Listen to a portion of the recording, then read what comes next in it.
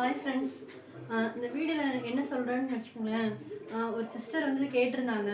Sister இது மாதிரி எங்கள் வீட்டுக்காருக்கு இந்த மாதிரி தான் பக்கவாதம், உங்கள் வீட்டுக்காரர் மாதிரி தான் 4 வருஷம் ஆச்சு, இன்னும் படுத்த படுக்கையிலே இருக்காரு, அவரால் இன்னும் எழுந்திரிக்க கூட முடியல, கொஞ்சம் சொல்லுங்கள், நீங்கள் எந்த ஆஸ்பத்திரியில் காமிச்சிங்க என்னன்னு கொஞ்சம் சொல்லுங்கன்னு கேட்டாங்க. இவருக்கு வந்து இப்போ அன்னைக்கு வந்தது பார்த்தீங்கன்னா, நாங்கள் டக்குன்னு பக்கத்தில் கிளினிக் கூட்டிகிட்டு போனோம். அவங்க வந்து பெரியாஸ்பத்திரி கூட்டிகிட்டு போக சொன்னாங்க. நாங்கள் பெரியாஸ்பத்திரிக்கு போனோம். அவங்க வந்துட்டு இந்த இல்லைப்பா, இந்த நைட்டுக்குள்ளார இவருக்கு வந்து ஃபிக்ஸ் வரும், ரொம்ப சீரியஸ் ஆயிரும், நீங்கள் வந்து கோயம்புத்தூர் கூட்டிகிட்டு போயிருங்க அப்படின்னாங்க. நாங்கள் கோயம்புத்தூர் கூட்டிகிட்டு போகலான்னு இருந்தோம். அப்புறம் எங்கள் தங்கச்சி வீட்டுக்காரர் அவர் தான் ஐடியா சொன்னார். அண்ணி இது மாதிரி அண்ணனுக்கு ரொம்ப கண்டிஷன் வீக்காக இருக்கிற மாதிரி இருக்குது, நம்ம இங்கே குமரன் கூட்டிகிட்டு போயிடலாம் அப்படின்னாங்க. நாங்கள் குமரன் கூப்பிட்டு வந்தோம். அந்த அன்னைக்கு பார்த்தீங்கன்னா 2017 பிப்ரவரி 14 புதன்கிழமை டாக்டர் வந்து ராமதாஸ்ன்னு ஒரு டாக்டர் வருவாருங்க, நரம்பியல் ஸ்பெஷலிஸ்ட் டாக்டர். அந்த டாக்டர் வந்து நைட் 12 மணிக்கு தான் வருவாருங்க. அவரை பார்க்கறதுக்கு நிறைய பேர் முன்னையே அப்பாயின்மெண்ட் வாங்கிட்டு நாங்கள் அவங்க உட்காந்துருப்பாங்க. அந்த அன்னைக்கு பார்த்தீங்கன்னா அந்த டாக்டர் இருந்தாருங்க. அப்போ அவர் தான் இருந்துட்டு இது மாதிரி உண்மையை சொன்னாருங்க.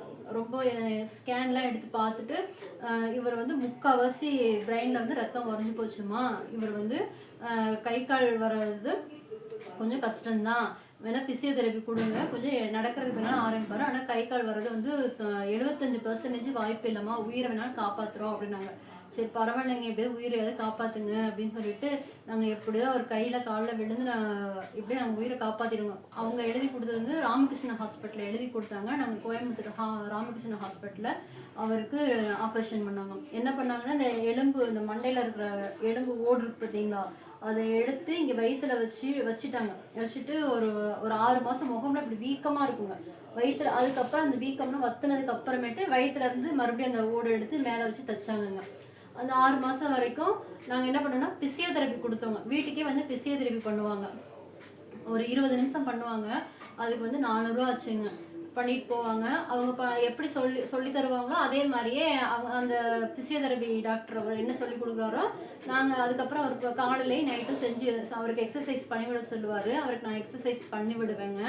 நீங்களும் அதே மாதிரி அவருக்கு என்ன கண்டிஷன் இருக்கோ முதல்ல ஒரு நல்ல நீங்கள் எந்த ஊர் பக்கத்தில் இருக்கீங்களோ உங்களுக்கு நல்ல நரம்பியல் டாக்டர்கிட்ட நல்ல டாக்டர்கிட்ட போய் காட்டுங்க.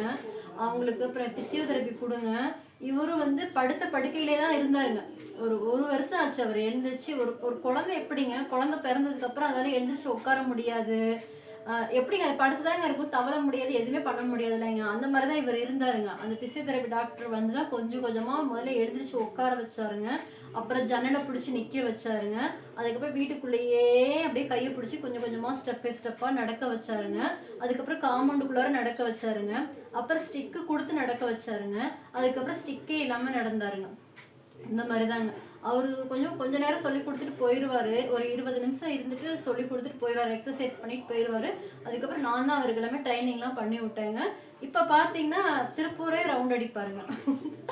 அவ்வளோ இதாக ஆகிட்டாரு. இப்போ திருப்பூரே விட்டால் திருப்பூரே ரவுண்ட் அடிப்பாருங்க அவர். அப்புறம் பார்த்தீங்கன்னா கை மட்டும் கொஞ்சம் எந்த ஒரு பொருளையும் எடுக்க முடியாதுங்க அவருக்கு. அந்த அப்புறம் சரி நானும் காசு இருக்கிற வரைக்கும் பிசியோதெரப்பி கொடுத்தேங்க. அதுக்கப்புறம் என்கிட்ட காசு இல்லைங்க. அதனால் என்னால் முடியலைங்க. அதனால் வந்து நானும் கொஞ்சம் அவர் என்னென்ன எக்ஸசைஸ் சொல்லி கொடுத்தாரோ அவருக்கு நான் இப்போ எக்ஸசைஸ் பண்ணி விட்டே தான் இருக்கிறேங்க. அவரும் பண்ணிட்டு தான் இருக்கிறாருங்க. ஆனால் கை மட்டும் எந்த ஒரு பொருளும் அவரால் எடுக்க முடியாதுங்க, கை நீட்ட முடியாதுங்க, இப்படி தான் இருக்குங்க. அப்புறம் பார்த்தீங்கன்னு வச்சுக்கோங்களேன், அவருக்கு வந்து எங்கள் பேர்லாம் தெரியாதுங்க.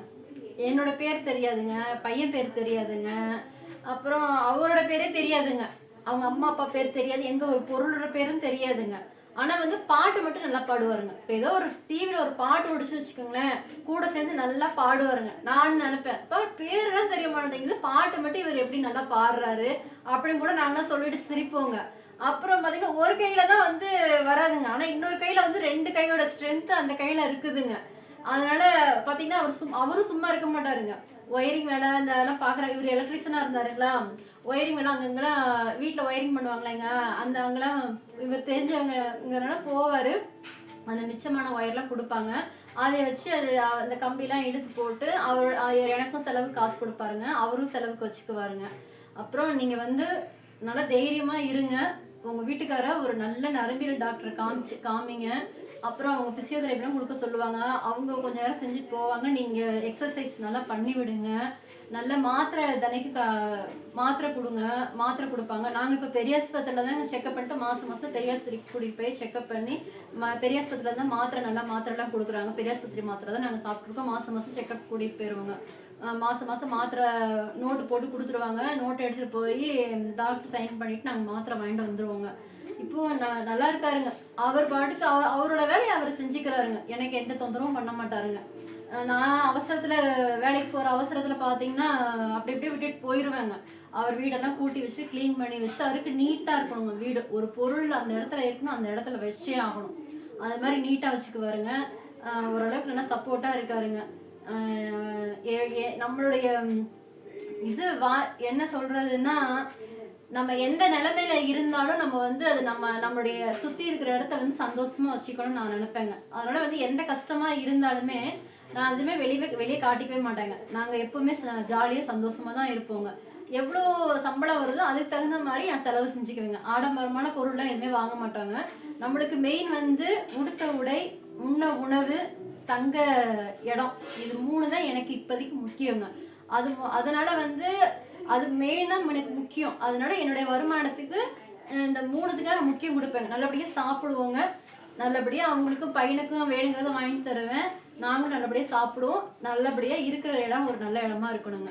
அவ்வளோதாங்க எங்கள் வாழ்க்கை. நீங்களும் நல்லபடியாக சந்தோஷமாக இருங்க.